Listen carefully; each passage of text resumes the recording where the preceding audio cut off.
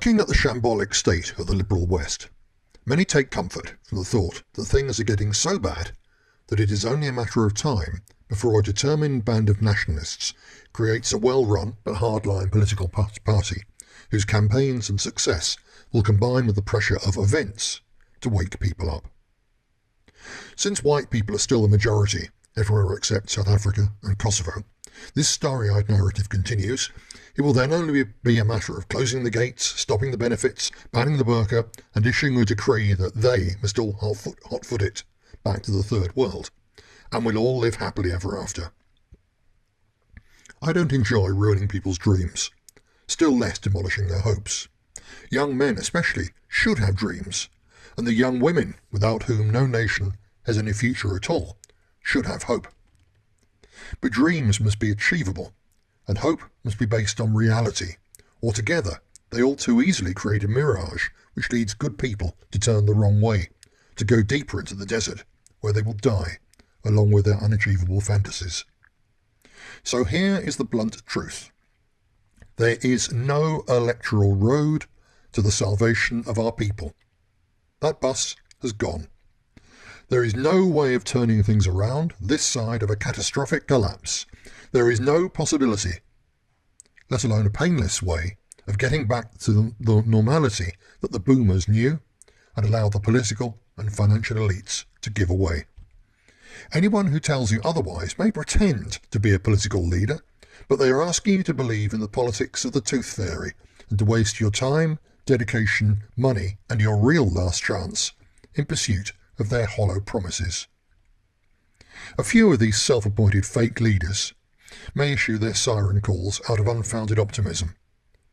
But if you've known some of them, as I have, you will know that the far more common reasons are narcissistic megalomania or crushing stupidity, invariably rolled up with plain avarice. If you saw someone selling crushed rabbit droppings to the haggard, pale patients leaving a hospital wing that specialised in the diagnosis of incurable cancer, you would know instantly that he was a particularly unpleasant little con man. Likewise, anyone trying to sell an electoral cure for the terminally sick West is just another snake oil salesman. The big lie about the electoral tooth fairy is the con man's misrepresentation of the fact that, in simple numerical terms, white people are quite likely to be the majority in the United Kingdom until about 2060. We still have 40 years to turn things around, so we're going to build a party, win an election, take power, and put it all right, they say. Most West European countries have about the same amount of time left as Great Britain. In the USA, the predicted white minority status date is 2045. In every country, therefore, the con men and the stupid feel able to claim that there is still time to put things right. All we have to do is wake people up, and they'll vote in a nationalist government that will pass laws to turn it all around. I have to tell you, however, that this is wrong, hideously wrong, on several counts. First, in every one of our countries, there are millions of people who've already woken up. Yeah, they've been awake for a long time. Yes, it is true that there are a fair number of middle-class lads on Telegram who've only recently realised that their sixth-form leftism, hedonism or libertarianism was absurd, and that, as white heterosexual males, they and their ancestral culture and identity are a deliberately and maliciously endangered species. I'm very glad to see that these youngsters are waking up. If you're one of them, you and your new compatriots are indeed very welcome, and you and some of them could go on to play a hugely important role in the future resistance. But it is a grave mistake for the newly awake to judge everyone else by the light of their own very recent engagement with reality. Because millions of working class people woke up decades ago. Go search for pictures and footage of London dockers marching in support of Enoch Powell when he was sacked by the Conservative establishment for his Rivers of Blood speech in 1968. Go look at the electoral records from areas of working-class urban England or France, and look at the massive votes secured at different times by the National Front in the 1970s, or a couple of decades later by the NPD in the former East Germany, by Nick Griffin's British National Party, or by Jean-Marie Le Pen's Front National. The political party machines that fought those elections and secured those massive votes, against immense pressure from the state and liberal media, and in the teeth of relentless leftist intimidation and violence, were a magnitude bigger, better organised and better funded than anything on the horizon today. Many of their activists were still the relatively young veterans of real wars. Many more were tough youngsters from the times when working class men were dockers, miners, steel workers, and when their communities had cohesion, pride and resilience.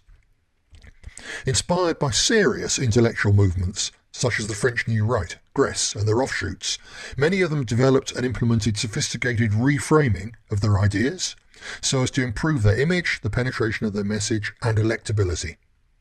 New kids on the block like Generation Identity's Martin Sellner characterise the old right as ignorant dinosaurs who spent their time preaching hatred and running around in woods with guns, and pretend that they're the first people to think of trying to clean up the nationalist image and provide it with good optics. In reality, everything such people are advocating was said and put into practice when they were in primary school, sometimes before they were even born. If you check the political records, such efforts were often met with considerable success. Which begs the question, why is serious nationalism now then so weak that a gaggle of self-obsessed vloggers with various hideous personality flaws can claim to be its leaders without being laughed out of court? Partly because the old nationalist parties, which made a serious effort along the electoral road, became the victims of their own success. In a number of European countries, including Britain, nationalist parties gave the liberal elite so many challenges and sleepless nights that their parties, think tanks and NGOs spent hundreds of thousands, probably millions of man-hours and vast amounts of money developing the best ways to stop the nationalist threat. Their early efforts focused on hysterical smears, but after a while the Liberals learnt that these tended simply to convince angry voters that backing the far-right insurgents was actually the best way to express their discontent. So they developed more subtle and much more effective measures. Lawfare attacks that bogged the leaders and organisations down with legal expenses and endless court cases. The persecution of activists, ranging from having their homes and cars vandalised through to being sacked and threatened with the confiscation of their children by the state. The resulting shortage of party middle management was then filled by paid and trained infiltrators who disrupted the organisations with campaigns of disinformation and division. Most effective of all, the liberal elites discovered the impact of the safety valve alternative, artificially promoted by the media as the real threat. All over Europe, the same trick was played on the nationalists. First, their leaders were approached and given the opportunity of playing the elite game, of agreeing to silence on certain taboo subjects. Go civic, don't mention Kudinov-Kalergi, shell for war in the Middle East, expel the hardliners. And while they would still be attacked, the powers that be would cut them a bit of slack. Several took this road and remained the dominant, but utterly useless, manifestations of nationalism in their respective countries. Others, including Roberto Fiore in Italy, Udo Voigt and the leaders of the National Democratic Party of Germany, Nick Griffin in Great Britain, the real nationalists in Sweden, rejected the offer.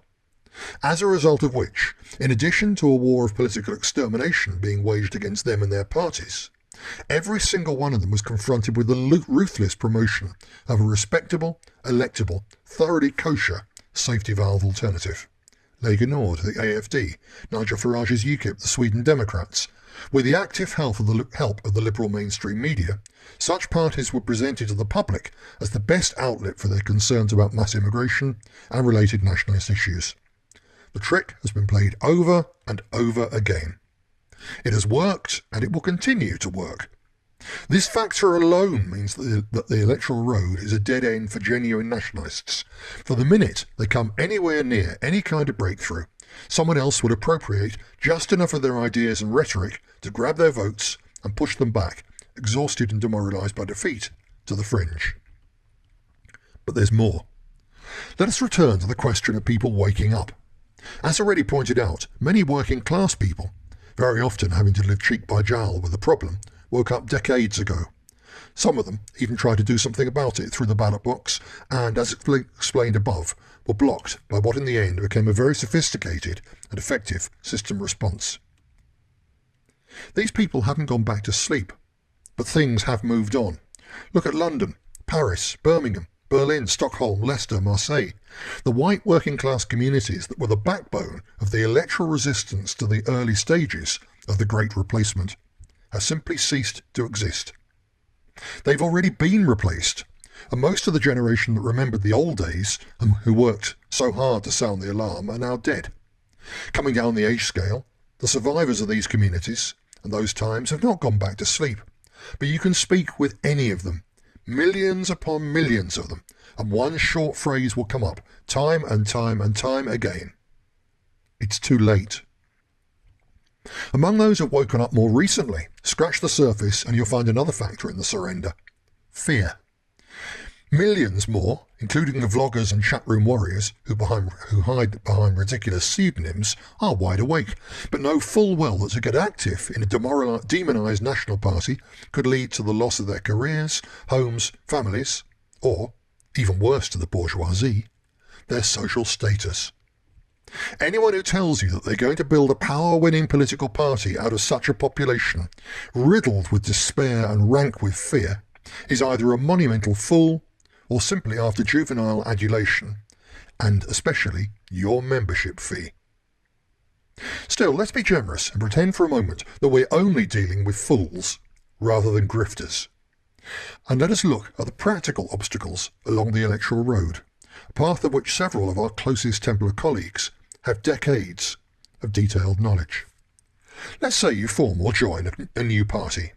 As you know, any serious, principled nationalist message will get you censored, not just by the mainstream legacy media, but also on all normie social media platforms.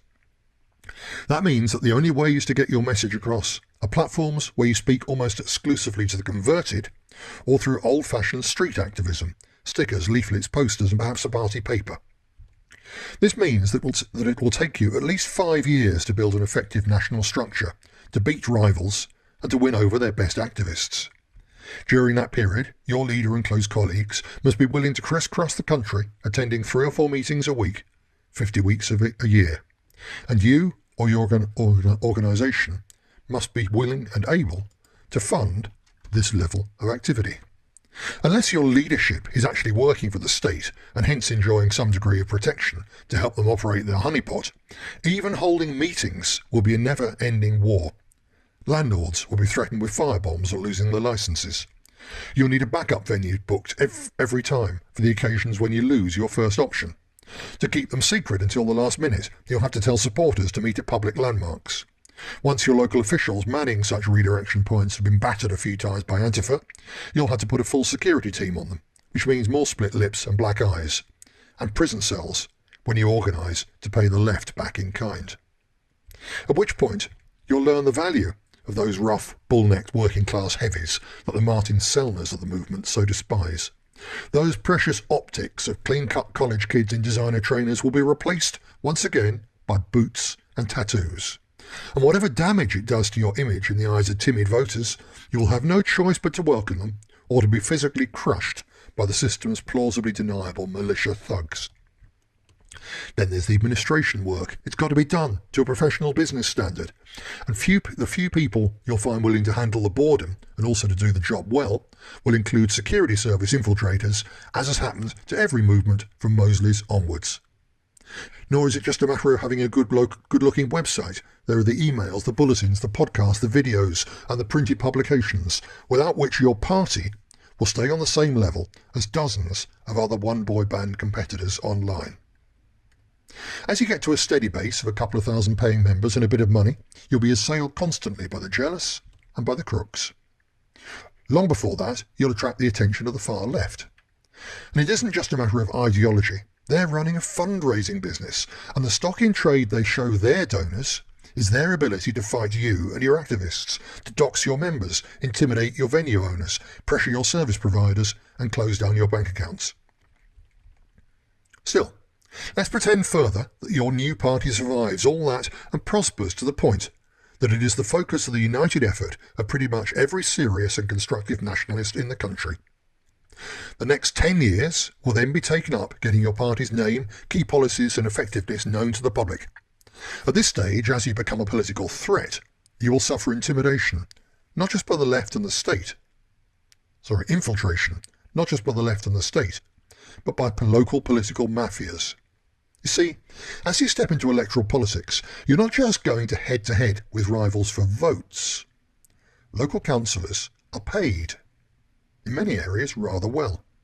Plus, the extra money that comes with control over matters such as planning applications and building tenders provides a very comfortable life for old party councillors.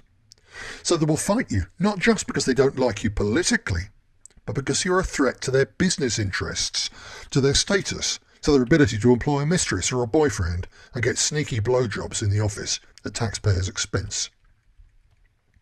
But by now, of course, your nationalist party will be so committed to the electoral process and so locked in a trench war of attrition against such massively better resourced opponents that every election will involve vast costs. Money that a non-electoral movement could invest in permanent assets, training programs, community roots operations and counterpower initiatives will vanish down the bottomless pit of fighting the enemy on its own electoral turf. Despite the difficulties, however, the superior dedication and work rate of your core teams, and or some particular external crisis or moment in the political cycle, may allow you to take a seat or three off them. But then, they have 4 or 5 years to concentrate the resources of their entire local machine, backed by their national party machine, the trade unions and the money and organisation of a host of left-wing NGOs, on taking those seats off you at the next election. Often, they won't even have to wait that long. They will probe your elected representatives and inevitably find some who, whether out of cowardice or greed, will succumb to offers to turn their coats and switch sides. For your good people who stay loyal, on the other hand, there will follow years of personally satisfying but organisationally useless work looking after their constituents, very often wading through reams of bureaucracy and battling with hostile local government officials to get things done for people which, in any remotely normal society, they would be expected to do for themselves or go without. While your best people are either bought off, sucked in or bogged down with the system, you will constantly be caught up in the tensions between the fundamentalists and the realists within your movement. Individuals who join a single-issue pressure groupies will often self-radicalise on the internet and transform from being naive populists to ultra-puritanical self-identified Nazis within 6 months. And of course, every single agent provocateur in the organisation will encourage them on that journey, because the ugliness of the extremist message repels people who are at the populist stage. More moderate activists, full of enthusiasm and high on groupthink, will be convinced they're going to win in the next election. They will throw themselves into it, heart and soul, putting out leaflets or sticking up posters, setting up a local Facebook group or some similar simple amateurish effort. The opposition, meanwhile, will beaver away building sophisticated databases that include all the information harvested from years of work by the local councillors, trade union branches, data gathering with petitions and such like. Come the count, and their voters or block postal vote will appear from nowhere, and time after time your good-hearted amateurs will be crushed by the power of the old party machine. Whereupon they'll look for scapegoats, which will most likely be internal. The one candidate in 100 whose stupid comment 5 years ago on Twitter was turned into an artificial scandal by the papers just before polling day. The hardline policy which your ideological hardcore insisted on at your last conference. Something you said while under pressure in a TV interview. Whatever it is, there will be something that they can and will use to save face and convince themselves that the unexpected drubbing was not their fault but yours. Welcome to the reality of running a radical party under pressure, an endless cycle of factional squabbles, almost perpetual civil war. And every time he wins and restores order, the unfortunate leader makes a fresh crop of irreconcilable enemies, waiting for their chance to take revenge. And then, if in spite of all this, the Nationalist Party continues to progress, the powers that be have a whole extra range of fail-safe options at their disposal. They will change the electoral system, as they did, for example, in Stoke-on-Trent, England, where the Labour Party avoided losing the mayoral seat to the British National Party by the simple expedient of abolishing the position altogether. Or in Italy and Germany, where the government dealt with the near certainty of Forza and the NPD winning European parliamentary seats by increasing the percentage threshold in order to shut them out. Or, in England again, where the Labour Party responded to the election of 12 BNP members onto Barking and Dagenham Council by flooding their wards with African immigrants, literally swamping the local white resistance in the diversity that created it in the first place. Last of all, when even the gerrymandering doesn't do the trick, the powers that be will simply declare the Nationalist Insurgent Party a threat to democracy and ban it, as the Belgian state did to the Vlaams Blok, at the time the most popular party in the entire country, in 2004. That decision was approved of by every mainstream politician and media outlet in the entire West. And since it was taken, the whole of Europe has seen the most part of an entire breeding generation come and go with a drastically below replacement rate. The demographic situation is now so bad that replacing the rapidly shrinking indigenous population with third world immigrants is no longer just on the agenda of the specifically anti-white elites which started the process. The economic stagnation and decline that is the inevitable consequence of a rapidly aging population is deadly dangerous to the entire capitalist system, not just because it's based on profit, but because its money supply originates as debt. Without perpetual growth, the whole thing will collapse. Neither the bankers nor their political puppets can allow that to happen. It isn't just about Kudinov-Kalergi. It's not just about Marxist and Talmudist hatred of Christian European civilization. Continued, in fact increasing, mass immigration is now also about the very survival of the capitalist financial system. If they have to rip up the fig leaf of democracy to make it happen, these people will not hesitate to do so. The fact that their mass immigration solution will in fact end up making things worse is irrelevant. The system they created and serve is a giant treadmill, and they can neither stop it nor get off. The die has been cast, the decision has been made. They are going to fill the vacuum left by our shrinking population with Africans, and they will do whatever it takes to crush any political or physical opposition that threatens to get in their way. So if the electoral road is blocked to an overtly ethno-nationalist party, is the hope in one of the safety valve operations? Could one of them pose as soft and cuddly, slip under the radar, get into power, switch to a revolutionary ethno-agenda, cut off the benefits, call in the army, and charter a fleet of passenger jets and banana boats to send them home? In a word, no. Not only because engagement with the system as bent as modern Western democracy automatically corrupts and weakens all who get sucked into it, but also because the societal pain that such measures would produce would be so great that there is not the faintest chance of any modern electorate putting up with it. The millions of largely young and vigorous non-whites now living in the West are very happy doing so, thank you. As far as they're concerned, they are home. Whatever you may think, this is their home. So let us now turn to look at what any attempt by a nationalist government to evict them from it would entail. In doing so, we will deal with the ridiculous claim that the situation can be turned around at any time while our people remain the numerical majority. The naivety involved in this democracy fetish would be almost endearing if it wasn't so dangerous. It implies a childish faith that the vote of a frail old age pensioner is as important as that of a 21-year-old man. In a well-ordered society, where most of the pensioners and young men share the same culture and beliefs, that's a fairly reasonable assumption. But when the pensioners are overwhelmingly white and have the values of a largely post-Christian liberal society, while the biggest unified block of young men are Muslims, under the influence of imams and religious schools financed by Saudi fundamentalists, the reality is going to be very different. Forget the democracy superstition. In any society riven by a fault line as deep and wide as this, the question of who has a majority at the ballot box is irrelevant. The only majority that counts is who has the most young men between the ages of 15 to 40 who are ready to fight and die to retain or impose the rule of their values on society as a whole. As a matter of fact, even 40 is pushing it. Look at the photographs of any and every revolutionary movement in recent human history. Bolshevik, the Irish freedom fighters of 1916 and the 1920s, fascist, Nazi, the 68ers, Sinn Féin IRA, or their loyalist opponents at the height of the struggle between the two communities in Northern Ireland in the 1970s and 80s. Look at the crowds. Look at the ages of the ones at the front, the ones holding the banners, the ones throwing bricks. Look at the body shapes and postures of the ones wearing balaclavas and holding guns. Revolutions, just like other wars, may be thought into being by old men, but most of the moral power and physical force that makes them happen is provided by lads aged 15 to 25.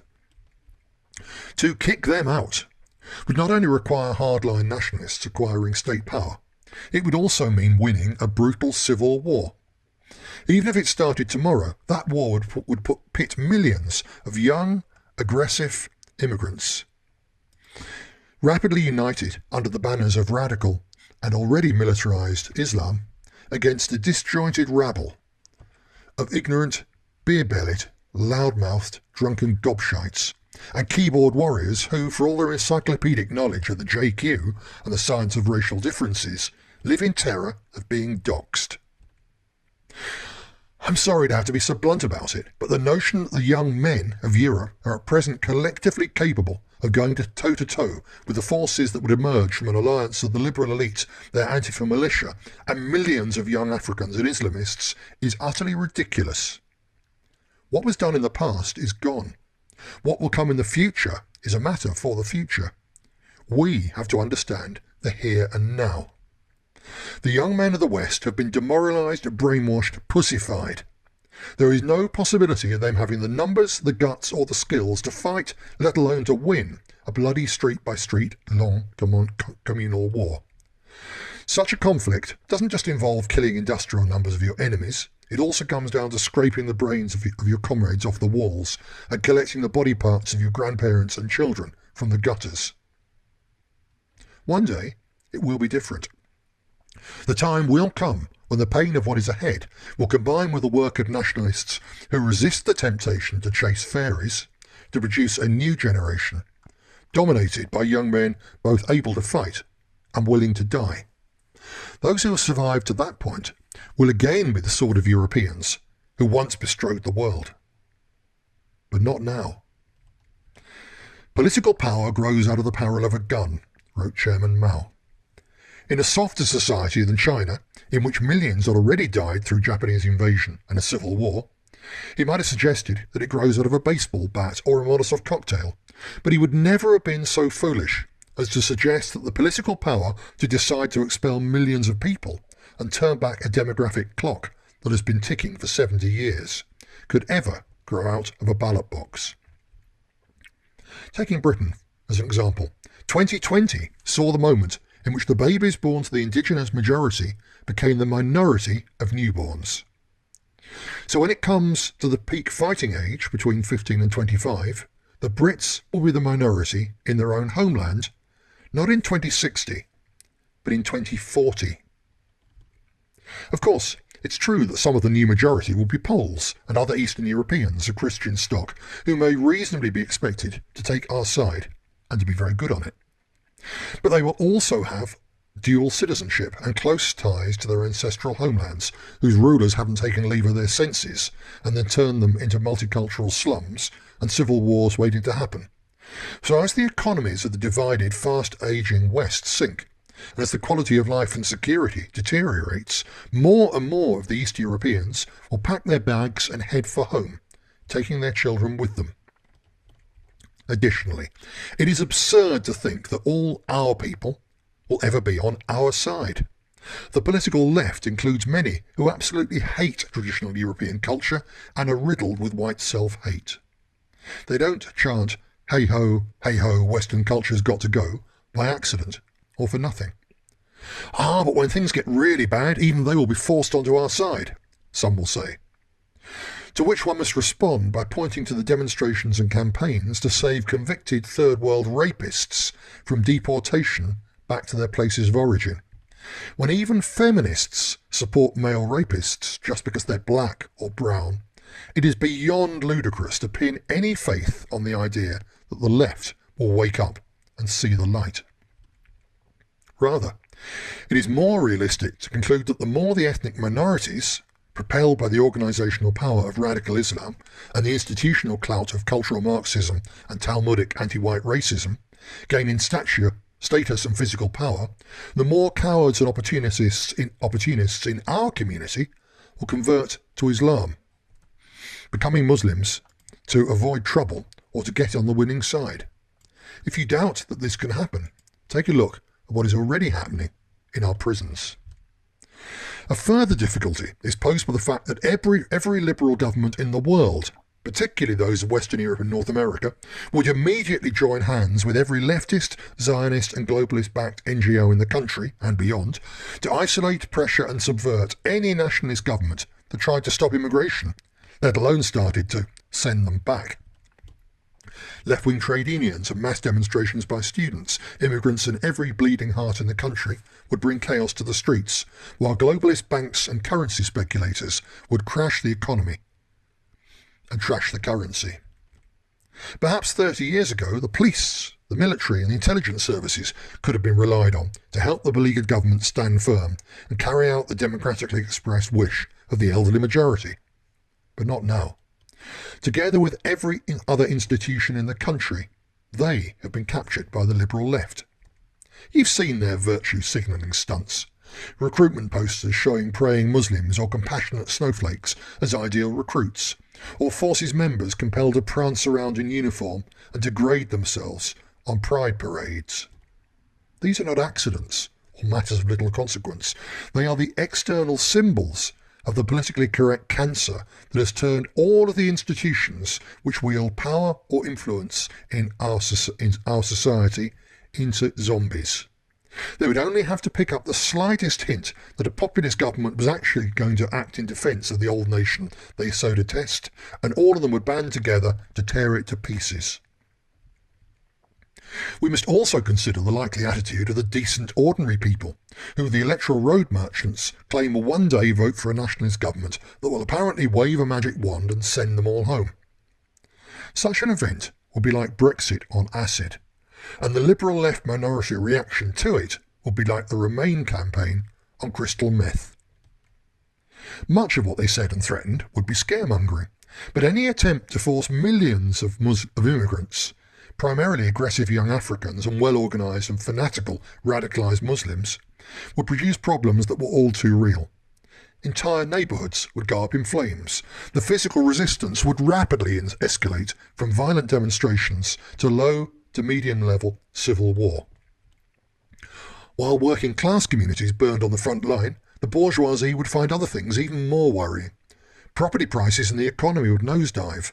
Every single mass media outlet would hammer home the dreadful reality of combining the irreversible demographic slump in the indigenous population with the expulsion of millions of young non-whites. The retirement age would have to be raised by 10 years overnight. The childless and adults with fewer than 3 children would have to face 2 or 3 decades of discrimination and confiscatory tax levels to pay for the maintenance of the elderly and to encourage our drastically shrunken pool of young adults to have families of 5 or 6 or 10 children. These are the sort of pains it would take and the measures that would be needed to turn things around, from which we are forced to accept the sad and terrible truth. There is no way that anything is going to be turned around, because there is not a snowball in hell's chance of any government being elected on such a manifesto, or staying in power more than a few weeks if it was elected on a softer ticket, and then tried to impose the changes without a mandate once it had won a majority by concealing its real plans. We have to be realistic. Even if a genuinely nationalist government did manage to sneak into power in a Western European country and then set about implementing policies very much stricter than anyone remotely electable has thus dared to propose, the chances of it staying in power for long enough for those measures to set an irreversible course to national and racial survival are 0. Anyone who tries to tell you otherwise is a liar. Whether a fool or a con man, you must decide. Because however much you may want to believe the comforting juvenile lie that we can turn it around, you owe it to the children and the unborn generations of your ancient nation to reject the politics of the tooth fairy. It is time to put aside such childish things and face the truth and the future like a man. This message is urgent, but it is not one of gloom or doom. The electoral road is a dead end, but there are other paths by which our people can get through the gathering darkness and survive.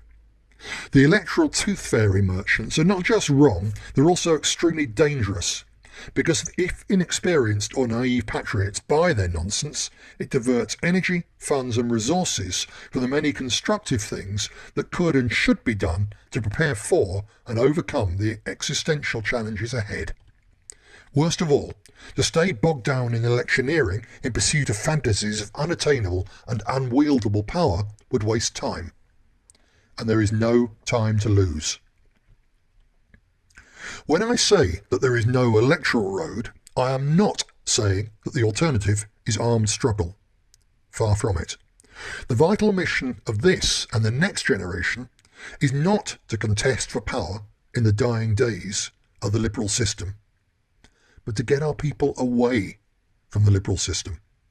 The Titanic has already hit the iceberg, so there is no point trying to force our way onto the bridge in the hope of changing course.